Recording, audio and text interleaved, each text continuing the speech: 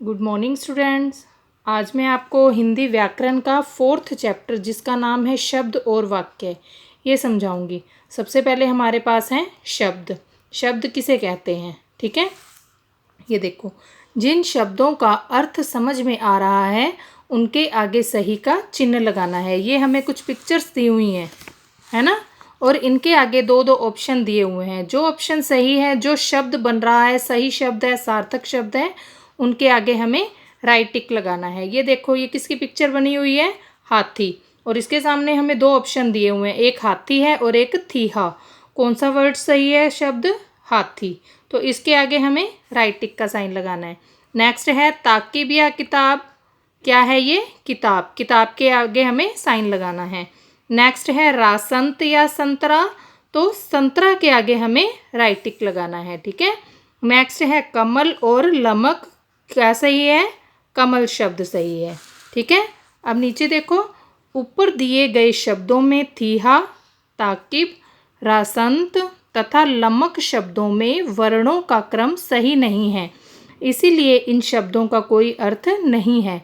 जबकि हाथी, किताब, संतरा तथा कमल आदि शब्दों में वर्णों का क्रम सही होने से इन शब्दों का विशेष अर्थ हो जाता है।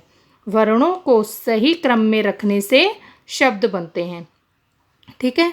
जब हम वर्णों को सही क्रम में रखते हैं तो तभी शब्द बनते हैं, ठीक है। शब्द जैसे सार्थक होने चाहिए। सार्थक मीन्स होता है जिनका कोई ना कोई अर्थ होता है, ओके। अब नेक्स्ट है, देखो बेटा, हमारा इस पेज पे है, नेक्स्ट है वाक्य। जिस प्रकार वर्णों को सार्थक क्रम में रखने से शब्द बनते हैं, ठीक उसी प्रकार शब्दों को सार्थक क्रम में रखने पर वाक्य बनते हैं। जैसे हमने वर्णों को सही क्रम में रखा तो वो क्या बन गए? सार्थक शब्द बन गए हैं। उसी प्रकार अब हम शब्दों को भी अगर सही क्रम में, सार्थक क्रम में रखेंगे तभी वह वाक्य बनेंगे। यहाँ देखो, यहाँ क्या लिखा हुआ है? रही, गा, गाना, साक्षी, खेल, रिद्धम, है, फुटबॉल, रहा, आम, खा, है, रहा, बंदर। ये शब्द आगे पीछे लिखे हुए हैं जो पढ़ने में भी अजीब लगते हैं और अच्छे भी नहीं लगते हैं, ठीक है। यहाँ शब्दों का क्रम सही नहीं है, अतः ये वाक्य नहीं है। अब शब्दों के इन समूह को देखो।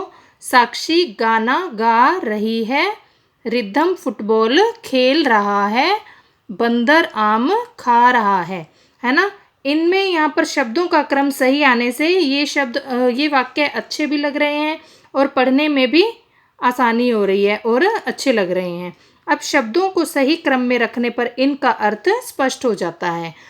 जब ये वाक्य बन गए हैं, सही वाक्य बन गए हैं, तो इनका कोई अर्थ भी निकल रहा है और ये पढ़ने में भी अच्छे लग रहे हैं। शब्दों को सार्थक क्रम में रखने पर वाक्य बनते हैं, ठीक है। शब्दों को सार्थक क्रम में, यानी सार्थक मीन्स होता है जिनका अर्थ होता है, सही होते हैं, उनको शब्दों को सार्थक क्रम में रखने पर वाक्य बनते हैं। और वाक्यों से ही भाषा का निर्माण होता है, क्योंकि हम जब भी कुछ बोलते हैं तो हमारे मुख से जो ध्वनियाँ निकलती हैं वो वाक्य के रूप में निकलती हैं और वो किसी ना किसी भाषा का निर्माण करती हैं। चाहे हम हिंदी में बोलते हैं, चाहे हम इंग्लिश में कोई बात करते हैं, अंग्रेजी में कुछ भी बोलते हैं, तो वो कोई ना कोई भाषा उससे बनती है, ओके। नेक्स्ट है यहाँ पर, वर्णों के सही मेल से शब्द बनते हैं। वर्णों के सही मेल से क्या बनते हैं? शब्द बनते हैं। और शब्दों के सही मेल से वाक्य बनते हैं। वाक्यों से ही भाषा का निर्माण होता है, ओके। हमारा ये चैप्टर यहाँ पर कंप्लीट हो गया। अब आपको इस चैप्टर को अच्छे से रीड करना है, ओके। इसका क्या नेम है? शब्द और वाक्य, ओके।